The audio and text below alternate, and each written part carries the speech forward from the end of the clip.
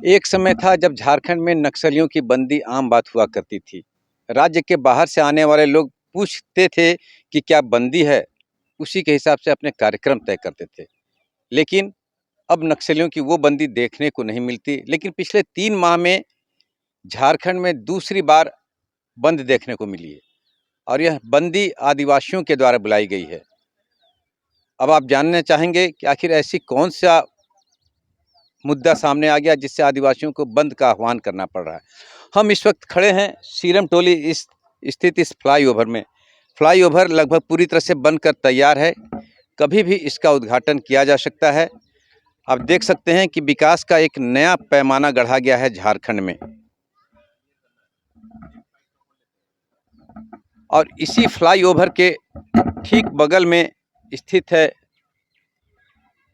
Serum टोली स्थित सरना स्थली।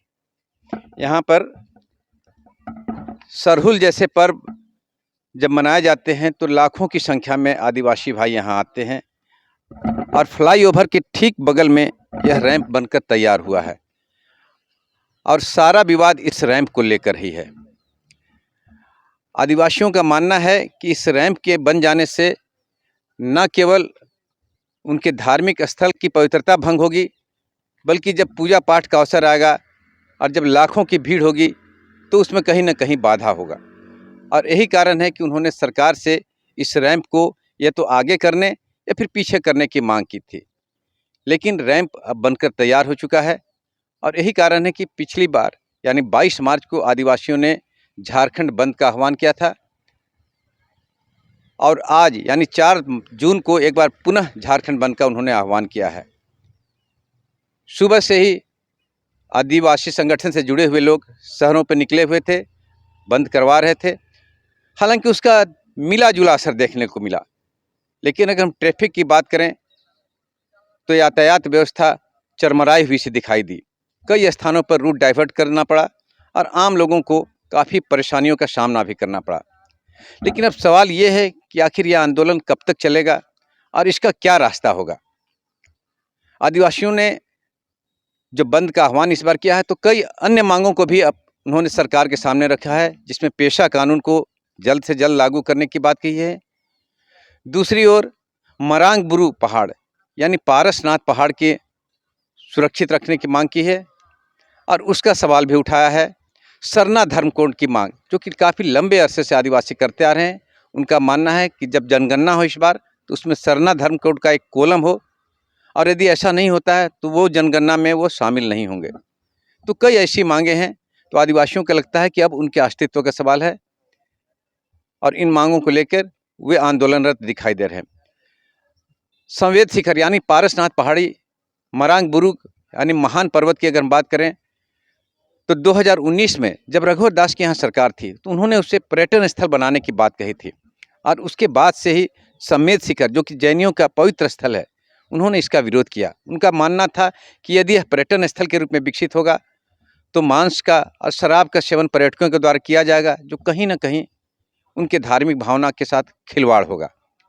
तो वहीं आदिवासियों का मानना था कि यह उनका पवित्र स्थल है और पारंपरिक उनका स्थान है। उन्होंने भी इसका विरोध किया। 2023 में भी न केवल झारखंड बल्कि बंगाल और उड़ीसा से भी आदिवासियों का वहाँ एक महाजुटान हुआ था। और हम थोड़ा बैकग्राउंड में आपको ले जाने की कोशिश करेंगे कि 2019 में जब आदिवासियों ने विरोध किया था तो उन्हें लगने लगा था कि जो भाजपा सरकार है वो आदिवासियों की विरोधी है। 2019 में भी जब चुनाव हुए, चाहे लोकसभा हो चाहे विधानसभा, उसका खामियाजा बीजेपी को भुगतना पड़ा। 2024 में भी कमोबेश वैसी स्थिति रही और 2024 में जब राज्य के 81 विधानसभा सीटों का चुनाव हुए तो 28 जो आदिवासियों के लिए सुरक्षित सीट है उसमें से मात्र एक सीट पर बीजेपी विजयी हुई। तो इसी से अंदाज़ा लगा सकते हैं कि आदिवासी कितने नाराज थे। और अब जब आदिवासी नाराज हो जाते हैं तो यहाँ की राजनीति पर भी उसका असर कहीं ना कहीं दिखाई देता है।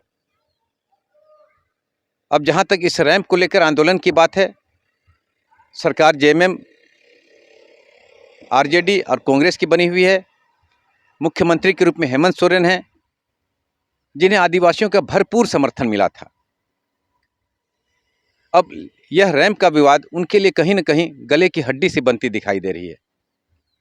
आदिवासियों का यह मानना है कि जब तक रैंप यहाँ से नहीं हटेगा या फिर इसका स्थानांतरण नहीं होगा, तब तक उनका आंदोलन जारी रहेगा। ऐसे में हेमंत सोरेन सरकार के लिए यह गले की हड्डी सी बन चुकी है। उन्हें न तो थूकते बनता है, न तो निगलते बन रहा है।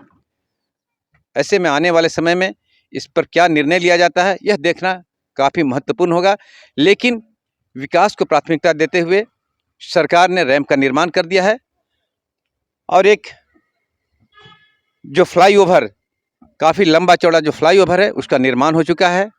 और आने वाले समय में कम से कम 50,000 लोग यहाँ से प्रतिदिन गुजरेंगे और जाम की जो समस्या है, जो लगी रहती थी, उस जाम से निपटारा होगा। तो निश्चित रूप से सरकार ने विकास को प्राथमिकता दी है, लेकिन दूसरी ओर आदिवासियों का आंदोलन भी है। तो बीच का रास्ता क्या निकलता है, यह देखना आने वाले समय में काफ़ी महत्वपूर्ण होगा। अब देखने वाली बात होगी किस प्रकार से सरकार इसे टैकल करती है। रिक्की के साथ नवीन कुमार।